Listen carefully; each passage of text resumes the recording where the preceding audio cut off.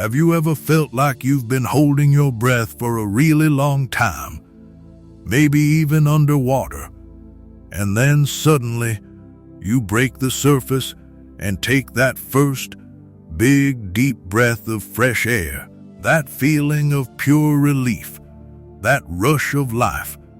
That's exactly what it feels like to return to God's way, to step back into His original design for your life. It has the power to heal every wound, restore what was broken, and set you free from all the places where you felt stuck for way too long.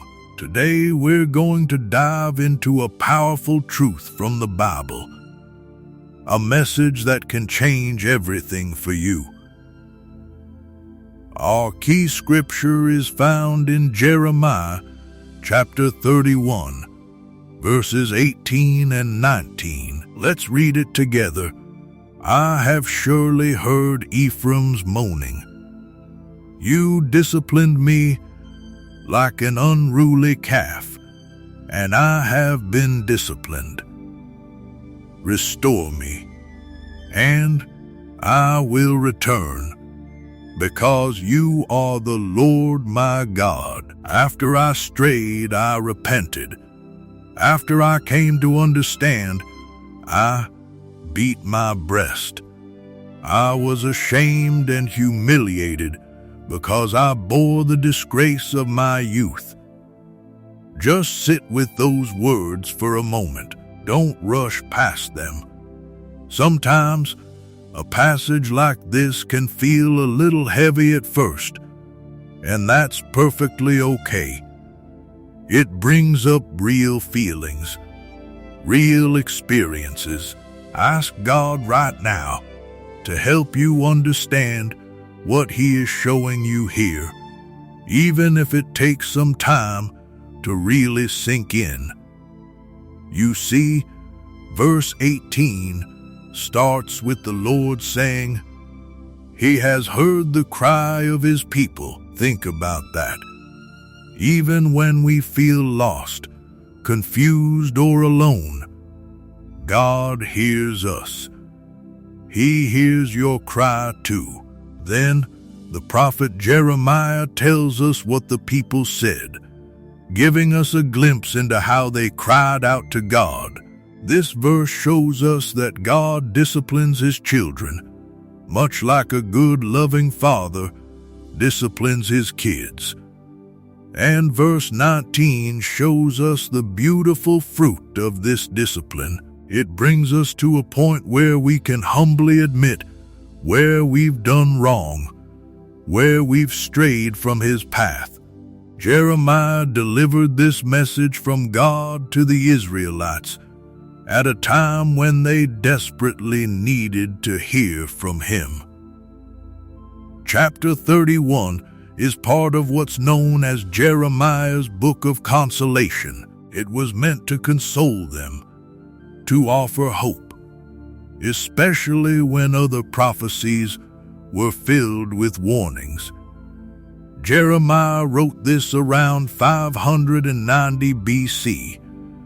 After the first Babylonian exile, he wanted to bring hope to the Israelites, to assure them that God would restore things back to His way, His perfect plan. Have you ever been there, so weighed down by shame, embarrassment, and guilt that all you want to do is hide away? Maybe you're like the Samaritan woman at the well, whom we read about in the Gospel of John, chapter 4. She was so filled with shame that she had to go get water in the heat of the day. Why? To avoid all the lingering stares, all the judgment from everyone in her community. She literally changed her schedule to avoid people because of her shame. Do you sometimes feel like you've gone too far, like you're too broken, too messy, and that nothing could ever fix it, that nothing could ever make things better? I can tell you, I've been there. I remember a time when one bad decision just led to another, and I felt completely tangled up in a web of lies, deceit, and dishonesty. Everything in my life felt fake, meaningless. I just wanted to give up. What's the point? I remember asking out loud in my room to no one in particular. Then I experienced the strangest thing. In that moment of complete despair, I felt God reach out his hand and touch me. And he simply said, I am. Since that moment, in the 10 years that have passed, God has shown me a completely different way of life. A way that is lighter, freer, and full of purpose. But I couldn't get to that point, that place of lightness and freedom, before I went through that very low point first. And that's the raw emotion, the profound truth. In our verses this morning, many people love quoting an earlier verse from Jeremiah, putting it on bumper stickers, social media statuses, or even as tattoos. You might find it familiar too. It's Jeremiah 29 verse 11, which says, For I know the plans I have for you, declares the Lord, plans to prosper you and not to harm you, plans to give you hope and a future. Then you will call on me and come and pray to me, and I will listen to you. You will seek me and find me when you seek me with all your heart. I will be found by you. This verse is beautiful, absolutely true, and full of hope. But sometimes people misunderstand it. They read it and it makes restoration seem like something that happens just by sticking a plaster on a wound. But true healing is not immediate.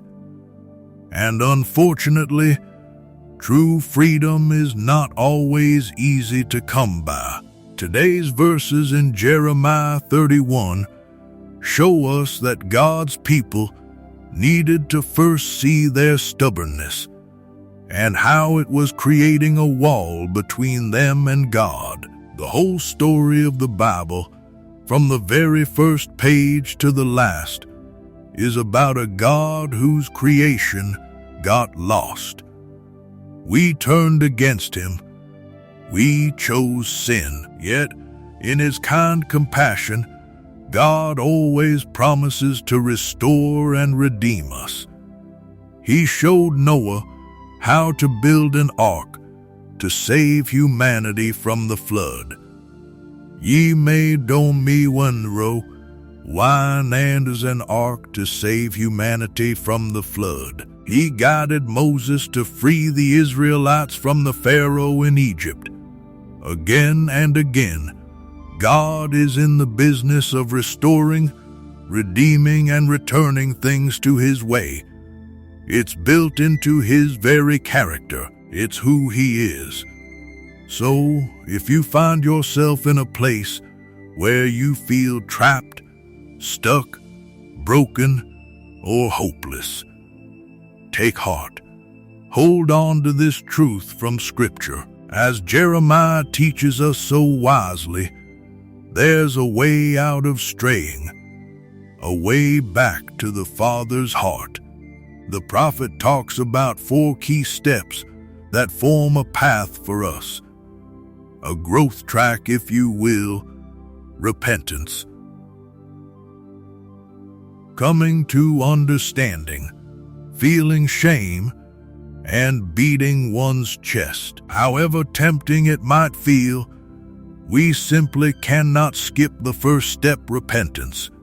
This means looking deep into yourself, gazing into your soul, and being honest, truly truthful about what you see there.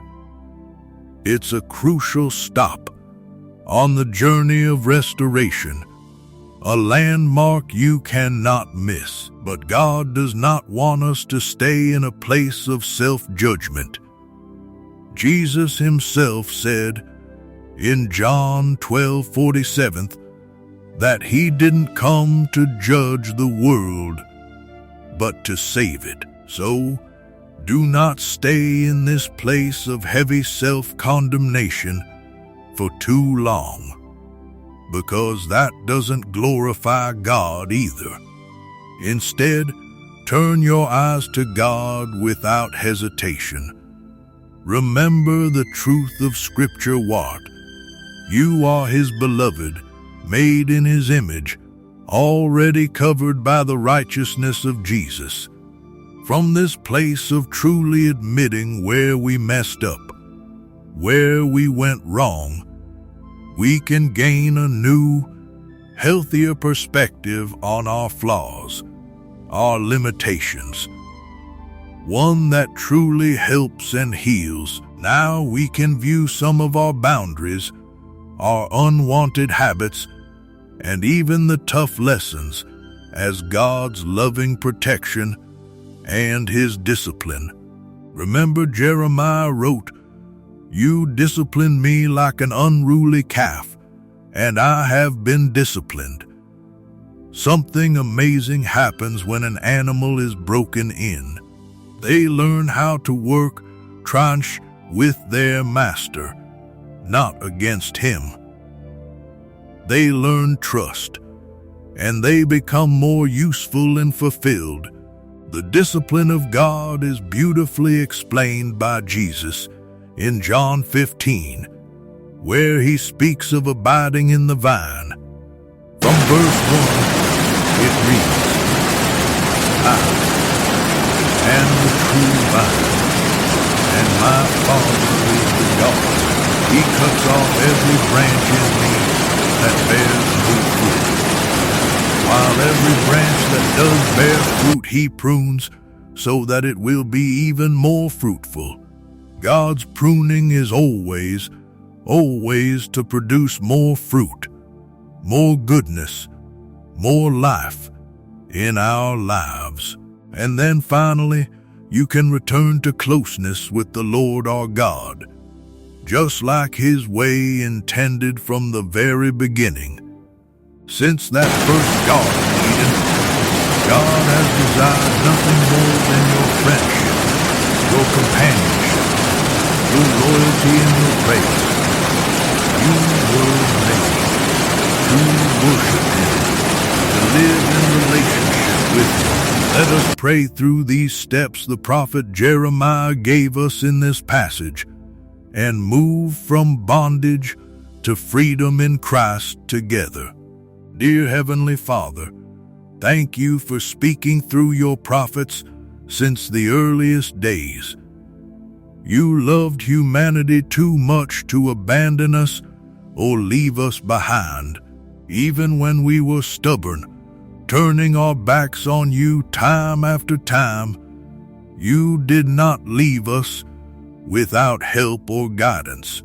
You always stepped in to restore things back to your way, and you can do the same in any situation in my life today. How do I know this? Because in the words of Numbers 23:19, God is not human, that he should lie, not a human being, that he should change his mind. Does he speak and then not act? Does he promise and not fulfill? It is clear in all the pages of Scripture that you remain the same God. You don't go back on your word or say one thing and then do another. O Lord our God, you are too kind to leave me where I am, too compassionate to give up on me when I'm in my mess. I look around at my life and I see a trail of brokenness and hurt. It all seems shattered and beyond repair. This terrible chokehold that wraps around me is unrelenting. I feel like I just can't catch a breath or a break. That Samaritan woman at the well knew exactly how I feel when there seems to be no hope for restoration. Ashamed and avoiding the curious glances of bystanders, she tried to be a shadow, hiding away in the heat of the day. But you, Lord Jesus, stepped into her reality, into her mess, into her brokenness, and you restored it to God's way. Jews weren't even supposed to speak to Samaritans, yet you came near to her.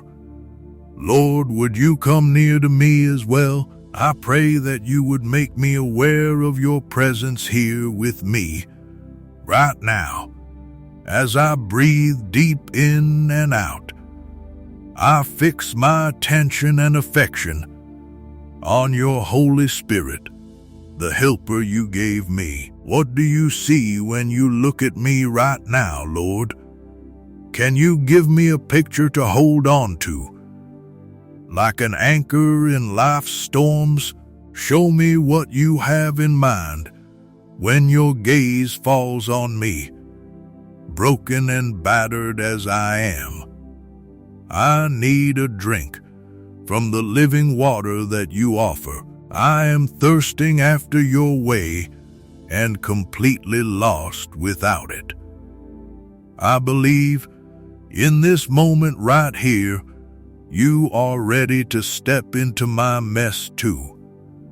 You don't keep your distance until I'm presentable. You come closer just as I am. And so, I can agree with the prophet Jeremiah when he said, Lord, I can identify places in my life where you have disciplined me, pruned away my wild branches, put a yoke on my stubborn head. Yet, looking back now, I can see that it was for my own good. Your yoke is easy, and your burden is light. Lord, restore me today. I want to make you Lord over my life again, so that I can truly live your way. I understand now that your way is better, as Isaiah 55 says in verses 8 to 9. As the heavens are higher than the earth, Lord, so are your ways higher than my ways, and your thoughts than my thoughts. Yet in your perfect way, you do not leave me stuck in shame. Jesus, you restore me, you redeem me, and you offer me comfort, hope, and a future. In Jesus' name I pray. Amen. If you prayed that prayer sincerely, believe with all your heart that God heard you. Walk into today knowing that He is actively restoring you. Stay close to Him and don't ever go back to that place of shame. May God bless you abundantly.